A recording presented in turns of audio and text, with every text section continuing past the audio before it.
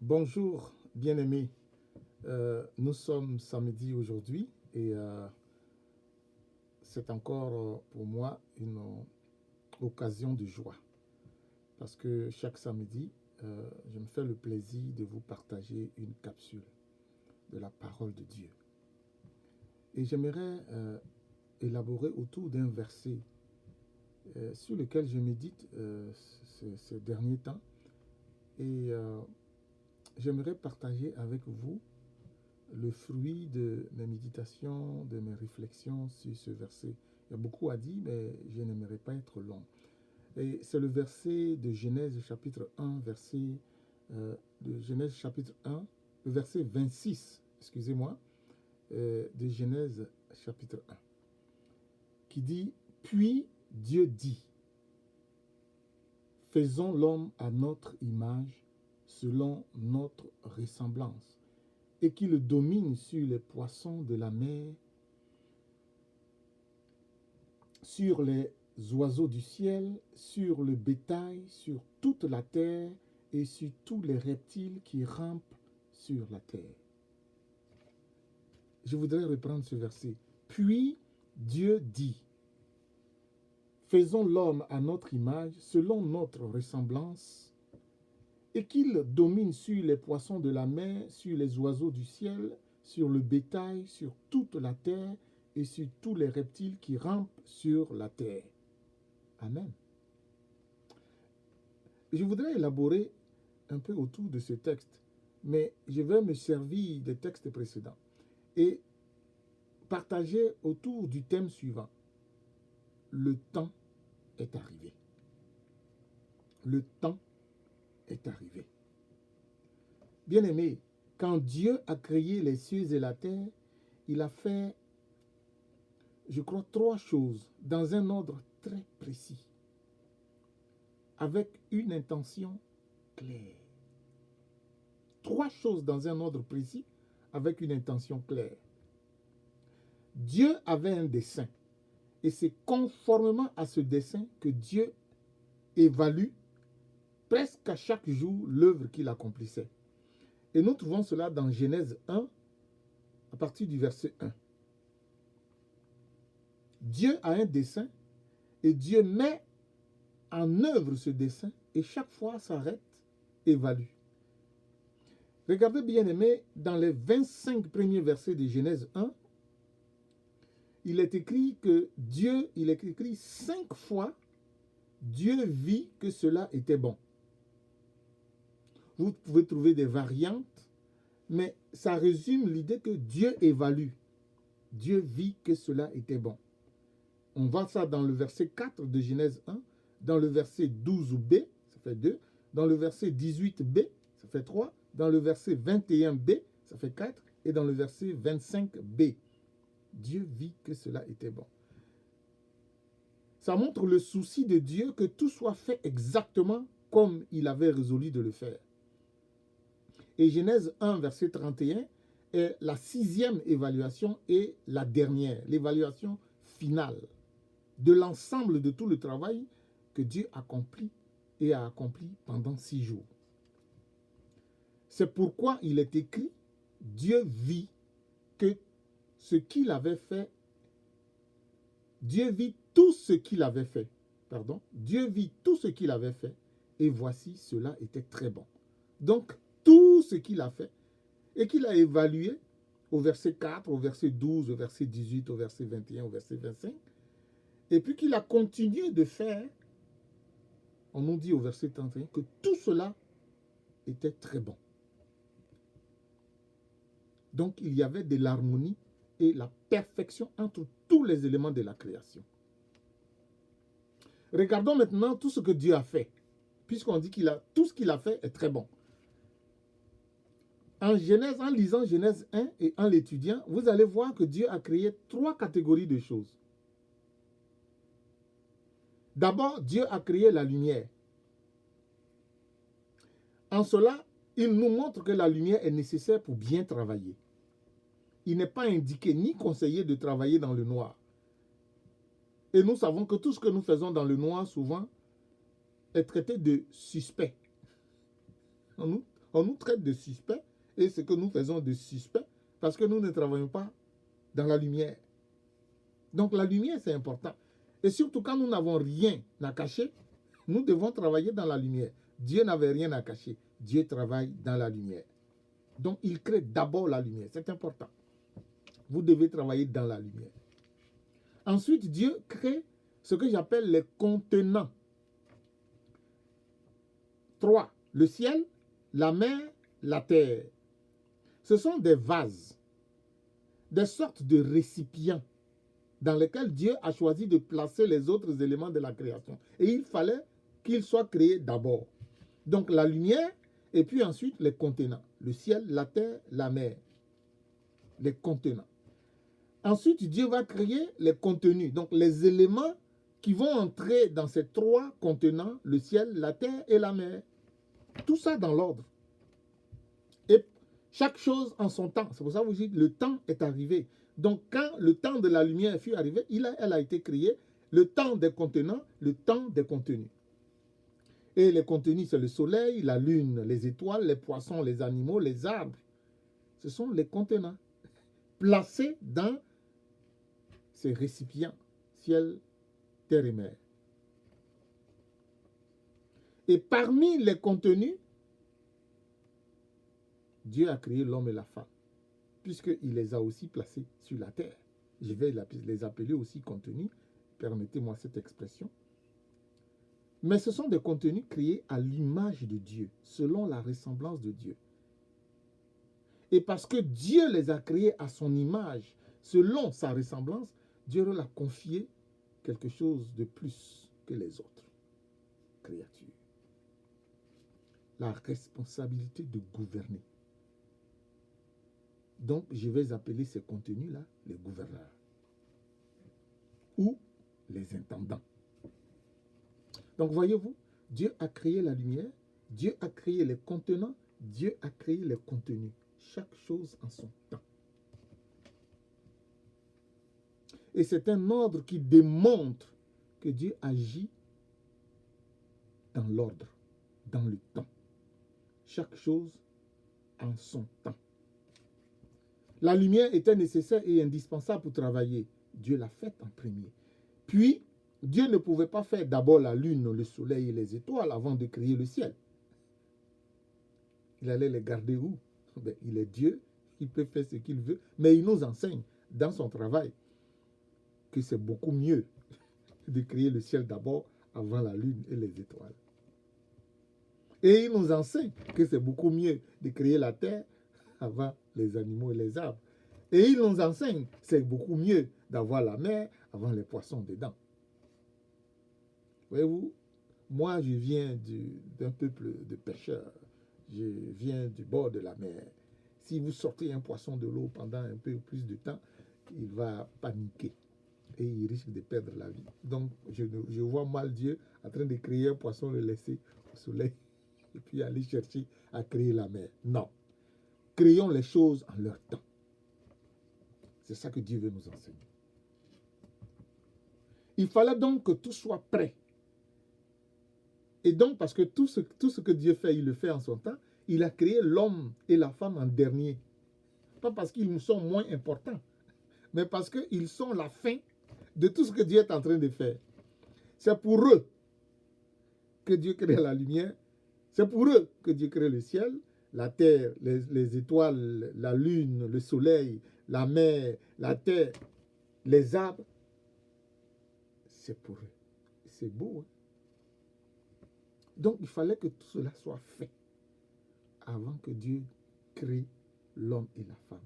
Et c'est justement pour ça qu'il est écrit dans le verset 26 de Genèse 1. Puis, Dieu dit, faisons l'homme.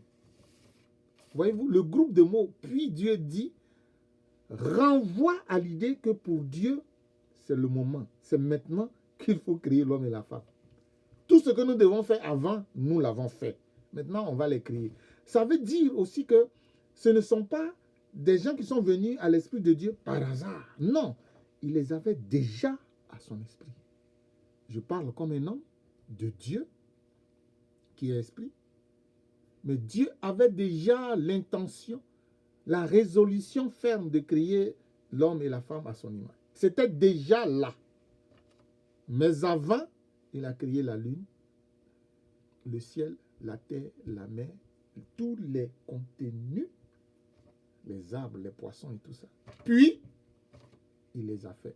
Après ça, il peut leur dire, je vous les donne, soyez-en maîtres.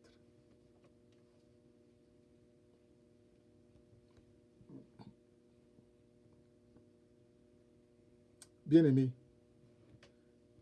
je ne veux pas parler trop longtemps aujourd'hui.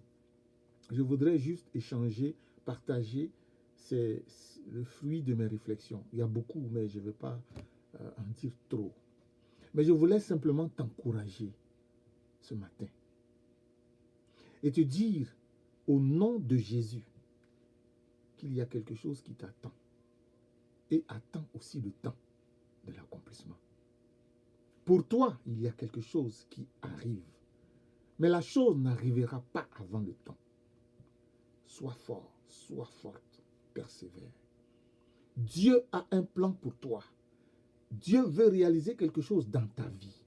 Il a fixé pour cela un temps, une heure pour cela, et un jour pour cela aussi.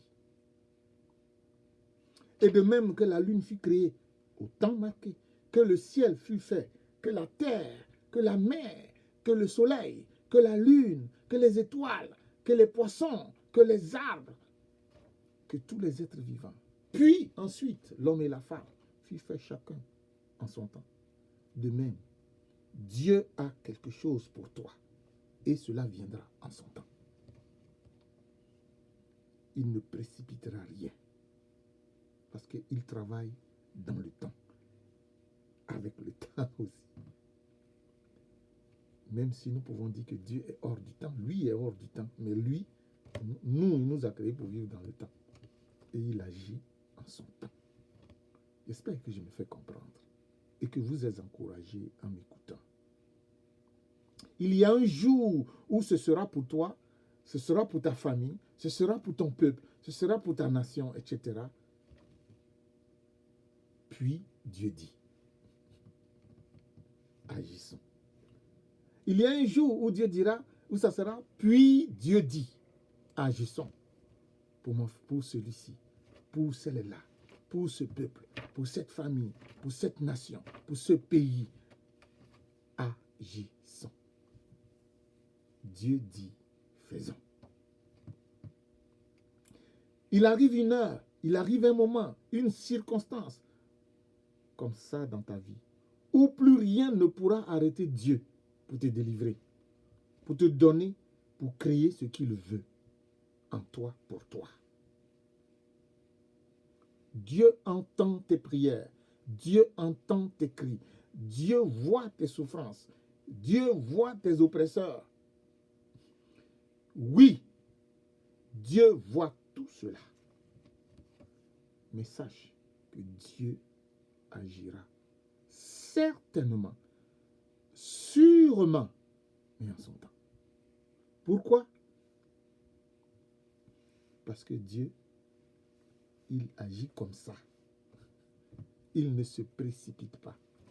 Et quand tu souffres, Dieu t'enseigne, Dieu t'apprend, Dieu te prépare, Dieu te forme et Dieu te transforme pour ce qui arrive.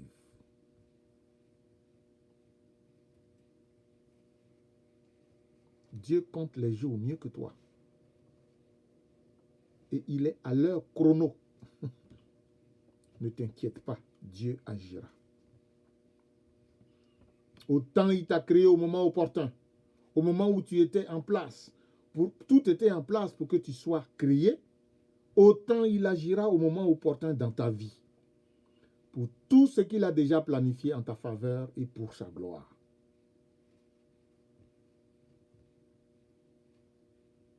Bien-aimé, peut-être que pour toi, c'est le temps de ta conversion. Le temps de faire la paix avec Dieu. Le temps de saisir la main de Dieu par Jésus-Christ, son Fils bien-aimé, qu'il a donné à l'humanité pour la sauver des ténèbres. Peut-être que c'est le temps pour toi.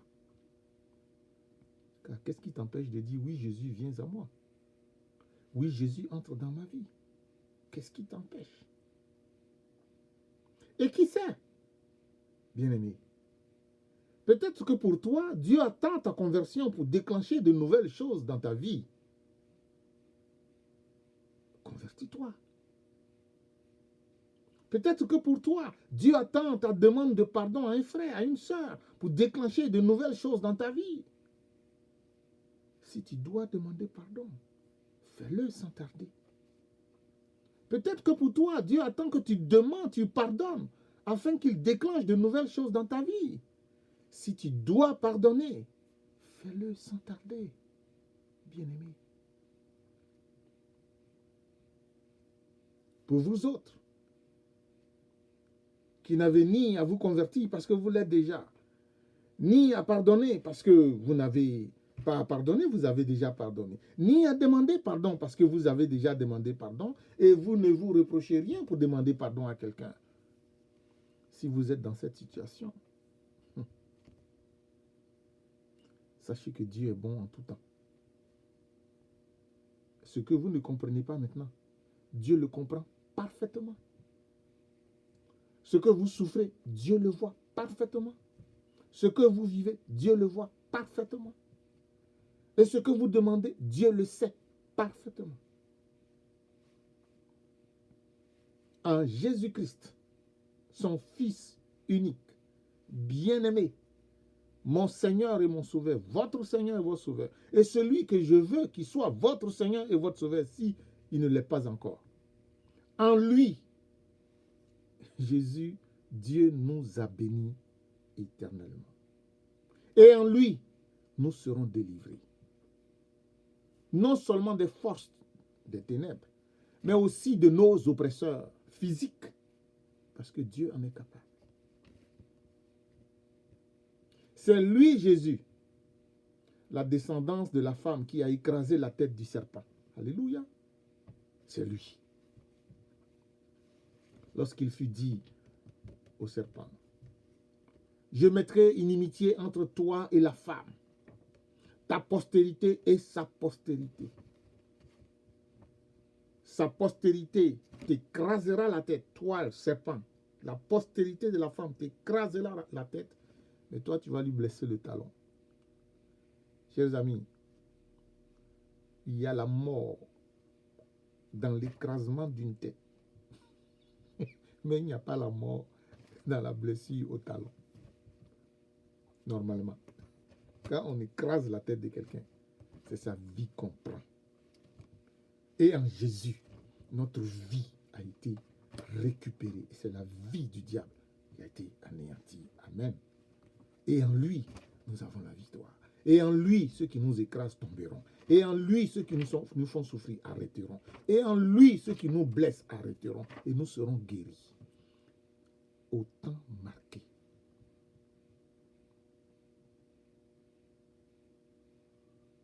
Gère bien ce que Dieu t'a donné. Je voudrais aller plus loin, mais je vais m'arrêter là. Parce que j'aurais bien pu parler des responsabilités de l'homme, mais peut-être à un autre moment. Le temps est arrivé. Oui, je crois que le temps est arrivé pour Dieu d'agir dans ta vie. Et tu verras quelque chose arriver dans ta vie. Le temps est arrivé pour toi de donner ta vie à Jésus. Et tu verras quelque chose de nouveau arriver dans ta vie. Le temps est arrivé pour toi de faire un pas de plus. Le temps est arrivé où il sera dit, puis Dieu dit, faisons ceci, faisons cela. Et je crois que Dieu est en train de faire ceci et de faire cela.